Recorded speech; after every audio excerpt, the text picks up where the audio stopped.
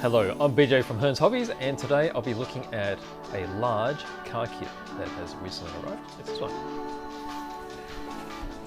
We have the McLaren MP4 2C. This is from Italeri and it's a brand new tooling. It's in a large 1/12 scale.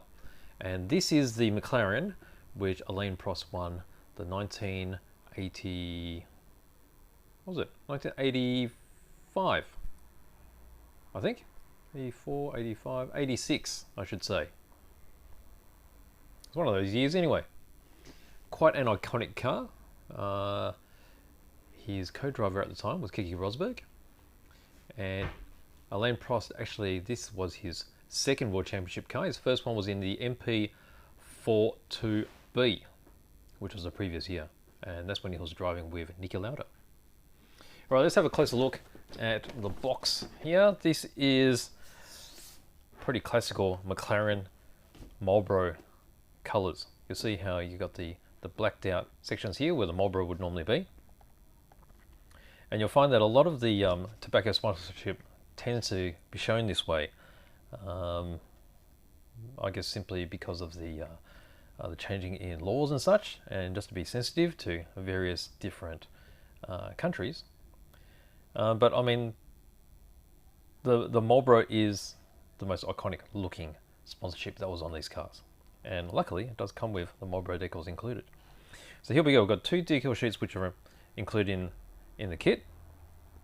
So you've got all the standard, as you expect, all the sponsorship decals and cockpit decals, and then there's another sheet which is composite materials, which means all the carbon fiber decals. Now, if you weren't familiar with the MP4 series of cars, they were the first cars that were made out of carbon fiber. And on this particular car, they also had carbon fiber brakes. Well, the MP4/2 series, the 2, the B, and the C, they all came with carbon fiber brakes. It's got detailed suspension, which is also working. It's got engine with all the rubber hosing, rubber tires, photo wedge parts, and of course, removable body cowlings. So this is very much the same ilk as the earlier Italeri or Proto type kits, and then also the Tamiya kits, which are no longer made, unfortunately, such as, which we do see getting re-released from time to time. But of this era, it would have been the MP46, which is quite a classic, and also the Williams FW14B, and also the Ferrari 641/2. Let's have a look inside. What do we get greeted with? Okay. Lots of parts. Well, there's actually not that many parts. It's quite a simplified kit compared to some of the others. It is in a sort of smallish box compared to, say, Tamiya. Tamiya's would have been like this sort of size, but they would have been narrower.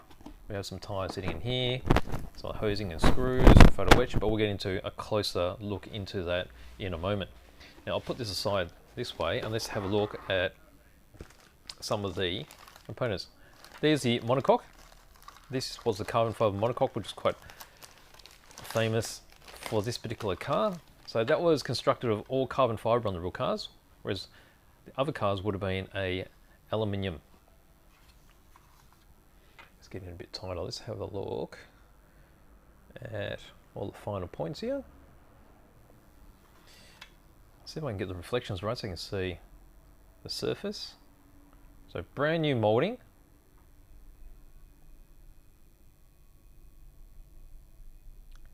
So you can see some of the rivet detail.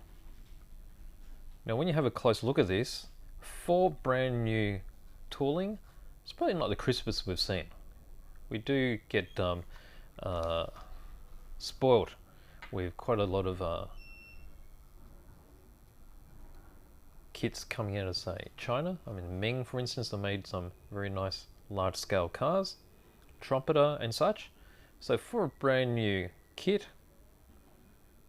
it's probably not the best I've seen. But even still, I think in general terms, it is pretty clean. When you compare it to, say, Proto type molds, as you can see there, there's a little bit of shrinkage. And you can see along here as well where the bulkheads are. So that just needs to have a little bit of putty put into them. And shrinkage like that is really impossible to get rid of. You'll see that on even the best kits. There'll be this sort of shrinkage, and that's simply because there's more material in here and it shrinks at a different rate when it's pulled out of the mold. Back of the monocoque, and then that's towards the, well, the tank lives inside here. And there we go, so that's the carbon fibre. You got the cockpit section there, and it's in two pieces, like so. Now you'll have all your bulkheads and such connected to the front for the suspension. And then of course there'll be the cockpit, the seat and such that will go inside here. Okay, so that's that bit there. Quite a substantial part. Put that over there. Alright, now we get into this bag, which has got the bodywork in it. You can see how most of it is in, like, pretty much one piece I would call it. So top of the cowl. Now we'll have a look at that a bit later, because it'll be a bit hard to see on the bottom one. I'll get a different frame. Well, here's a large sprue. We've got the disc brakes here. You can see how they're in multiple pieces. Now I'll have a look at each one of these pieces and I'll zoom in. So we've got brake ducts here and here, which are also parts of the uprights at the back end. Two section discs, so you've got actually 8 pieces here, which will be put together because they are cross-drilled for ventilation. We have some ducting. Well, this is actually sides of the front monocoque. We've got, these would be the intercools for turbos. You've got the driver's seat there, which I'll have a better look at this point. You can see it's been textured as well. It's like a suede look. We have all the calipers. So it looks like there were twin calipers on each brake. Parts of the shock absorbers. And these are in multiple parts because you actually have the shock shaft that goes inside and actually works. There's the shock shafts right there. What else can we notice? There's a part of the roll bar right there. We've got the pedals, the cockpit as in the dashboard. We've got some suspension components, brake boosters. This looks like some suspension components again.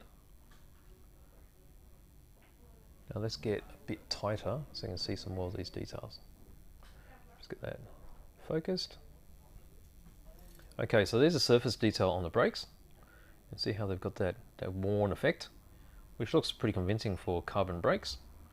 You see the other side as well. Now when I flip this around, you'll be able to see how it's got the ventilation. Okay, so when they're glued together, they'll have that cross drill pattern in the center of the discs. Okay, so as we move along, there's a bit of a roll cage. There's the cockpit. Pretty simple instrumentation back in the day. A couple of panels I'm not too sure about. Probably on the bottom of the chassis, I'm guessing. Here's the front suspension. Well, I guess they call those brake ducts. There's a rear uprights.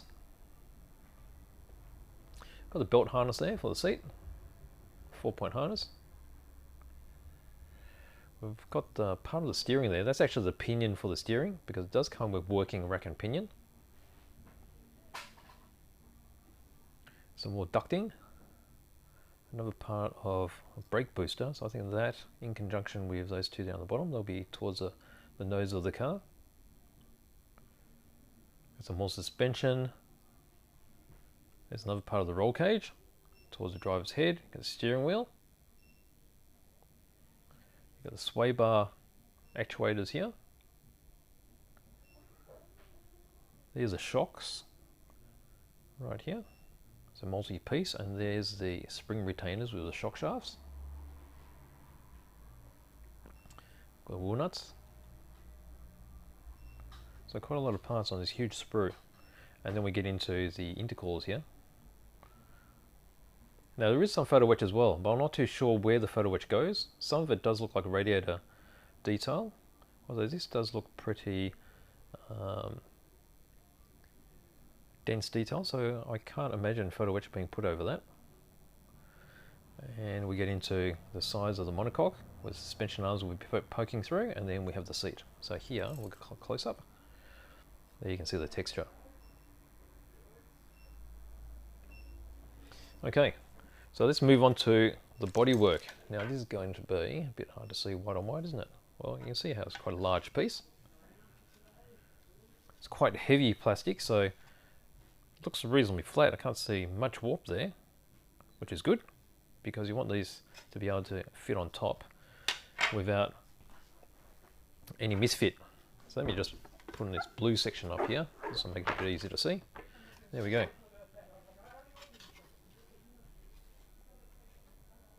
Okay, so quite sleek. You've got exits for the air, and then for the front intakes right there. Integrated front wing.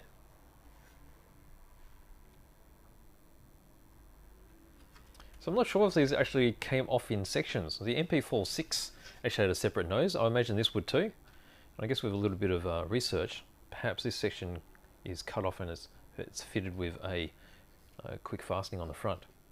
So that wouldn't be too hard to modify if you want to do something like that. So, looks pretty good.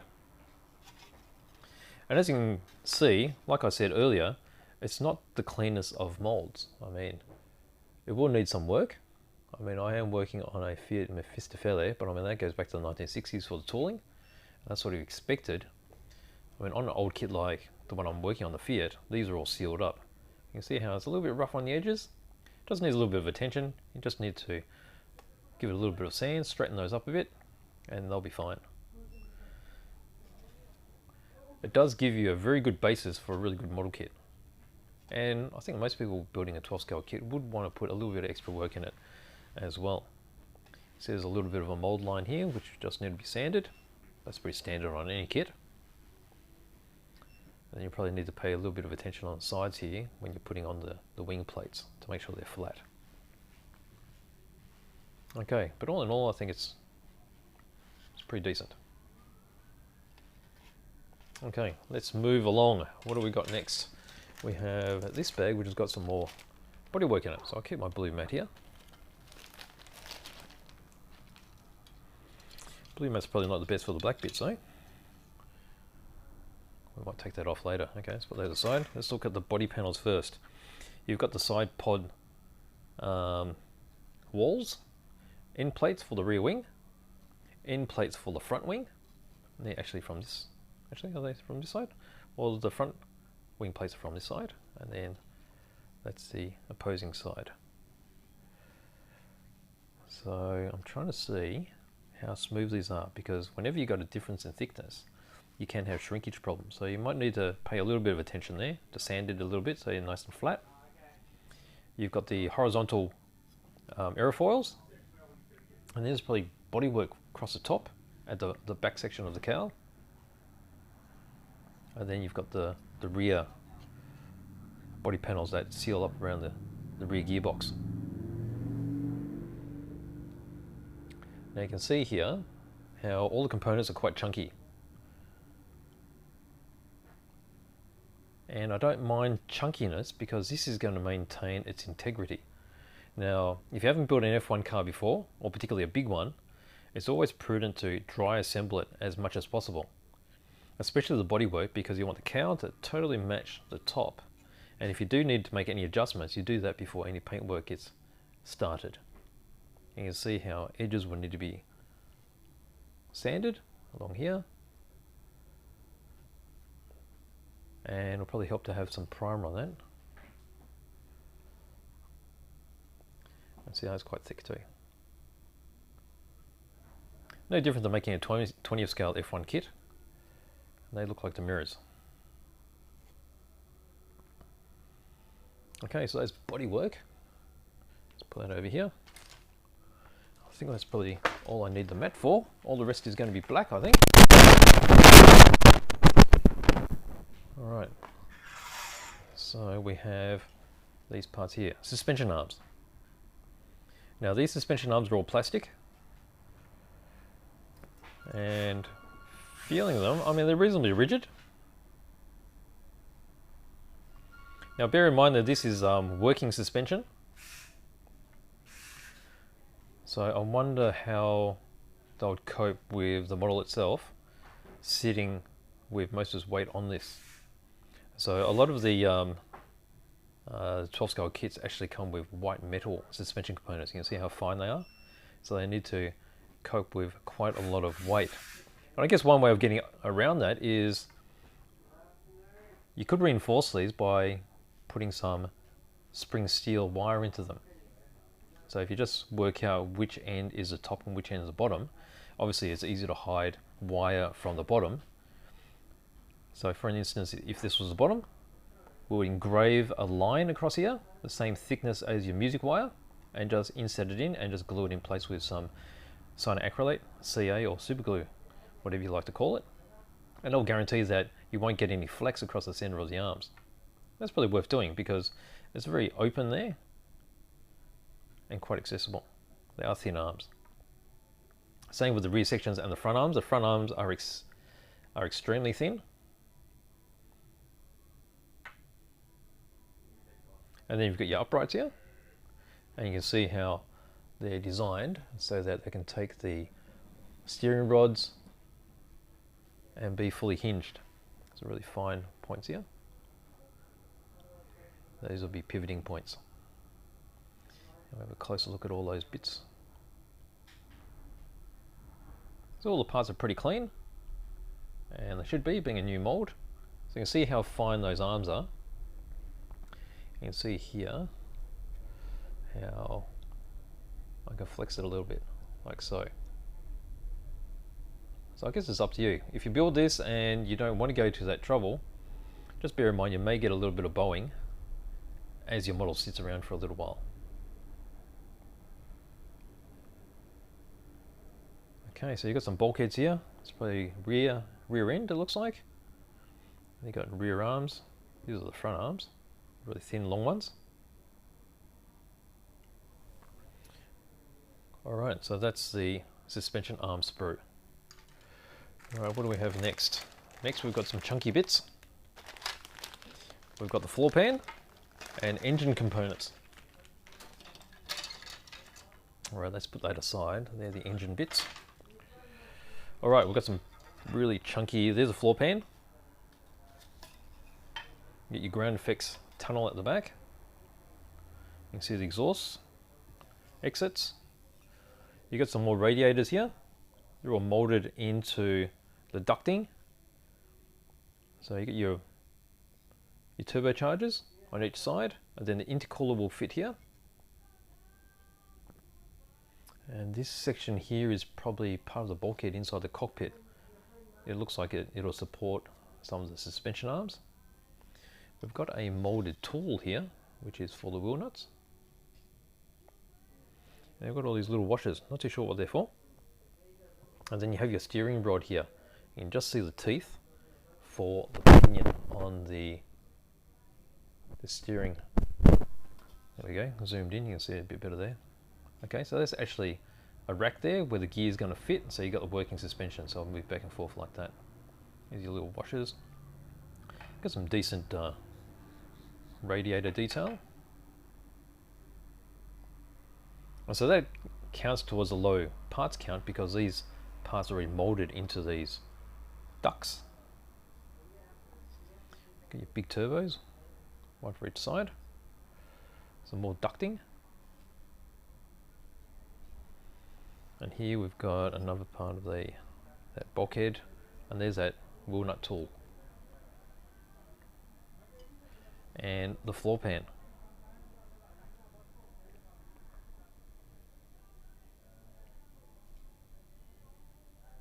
Little access panel goes up to the front monocoque, and then if we spin this around,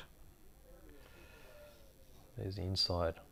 So your transmission will fit into that tunnel there, and then you've got the engine sitting in this spot right there, and all the ducting in these areas.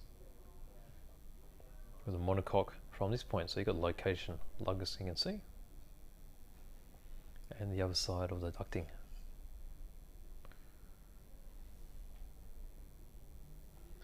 Okay, now let's look at the engine and transmission bits. So we've got those right here. So we've got exhausts. We've got the rocker covers here. There'll be photo etched that fit across the top, which are really nice because they have the tag markings on them. You've got the center of the V. So parts of the suspension again, that's the bottom of the transmission case. Wing mount right there, rear wing mount. You've got some more. What are these? They're the turbos. They can't be the turbos, they're probably superchargers? Because this was actually turboed and supercharged engine. Now the tag engines were made by Porsche. There's your engine block with the transmission attached. Little oil cooler there. Now let's get in tight and have a closer look. Alright, so here's your engine block for the transmission.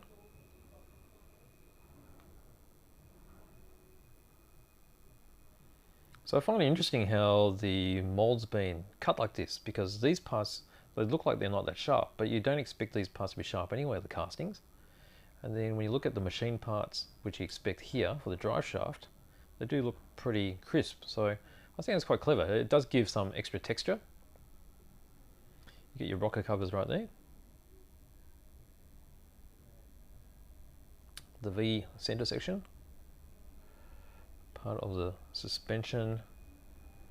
Bottom of the transmission. More suspension components. There's your intake. Intake probably goes on this way. That's on top of the engine. There's the two feeds here from the intercoolers. There's your wing mount, rear wing mount. And then you've got your exhaust here. You can see the texture on the oil cooler there. All in all, I think this is a nice kit. Not the crispest kit, but you won't be able to get this in any other brand. This is nice, one-piece wheels.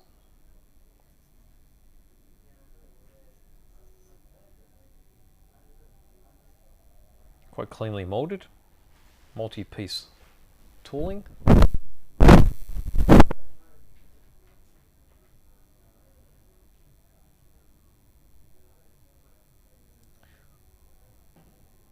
Pretty clean. Okay, so these wheels. I'm not too sure whether or not they had carbon wheels at the time. Alright, we've got some clear parts. They're a bit hard to see like that, aren't they? Actually, I didn't cut this open. Oh, I did. There you go, surprise, surprise.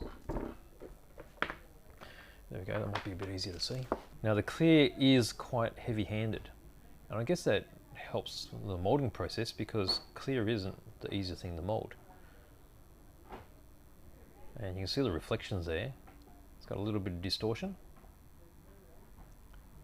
If you put a bit of effort into this, if you sanded that down to a reasonable thickness and just smoothed off, just this side, it'll improve the look dramatically.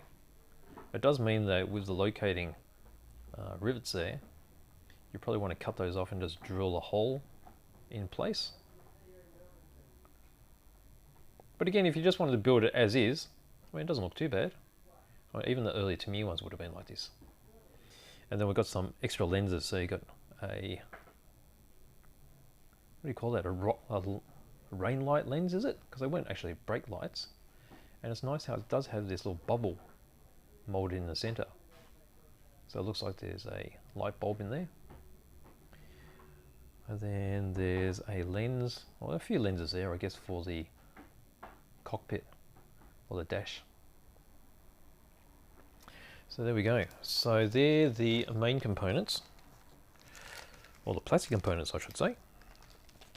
Put all that, that's my little collection. Alright, what we've got left are some tyres. So they're front tyres.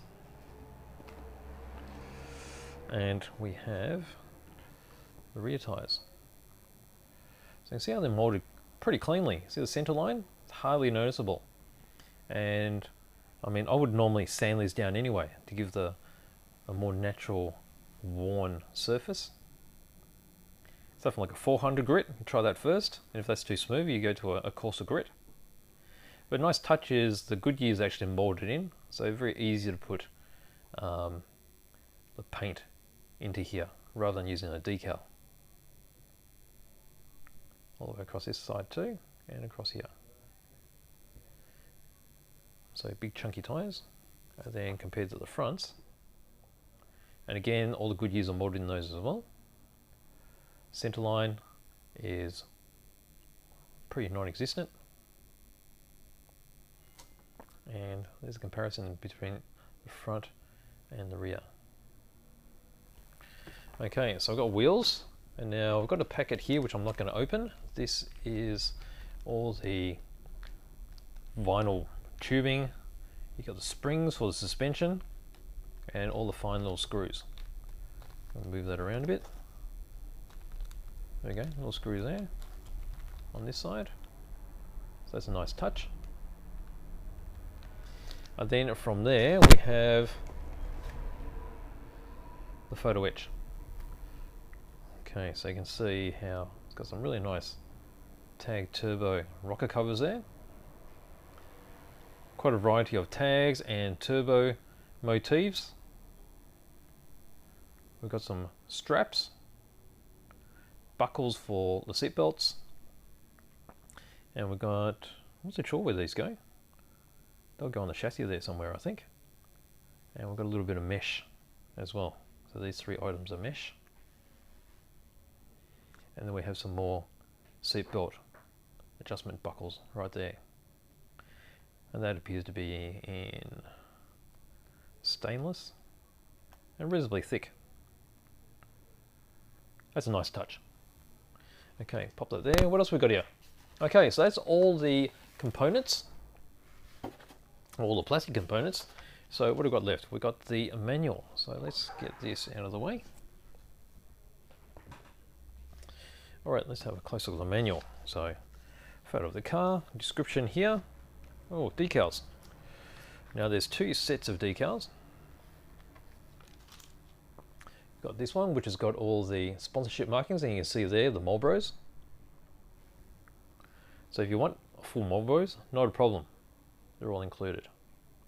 Got the white ones there for the side of the carbon fibre chassis, or monocoque I should say.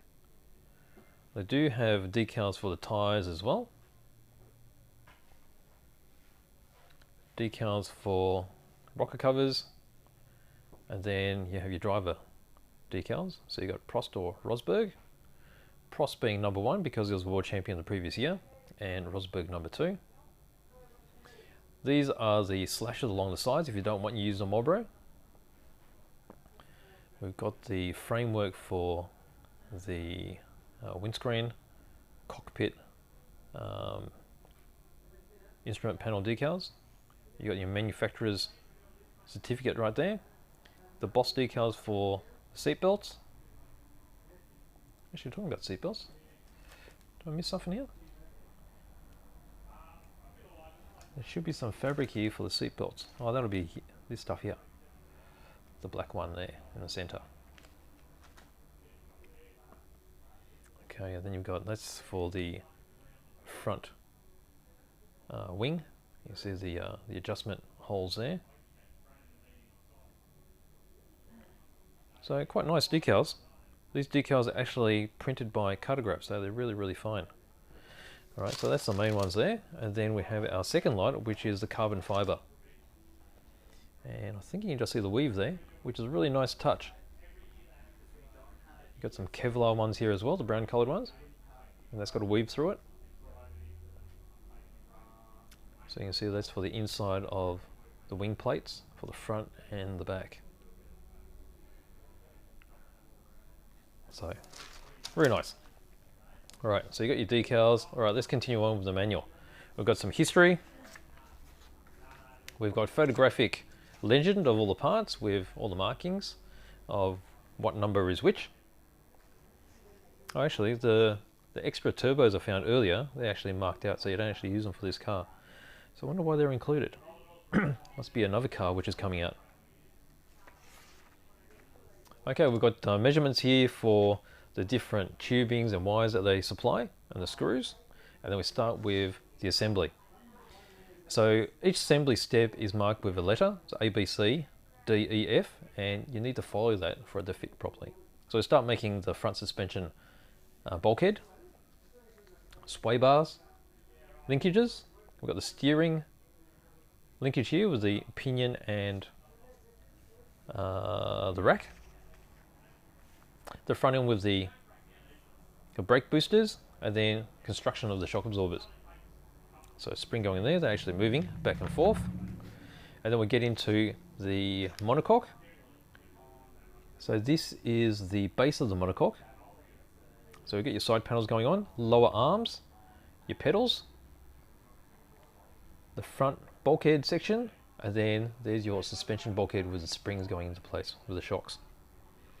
We've got the front uprights getting put together, so that's the air ducting for the brakes.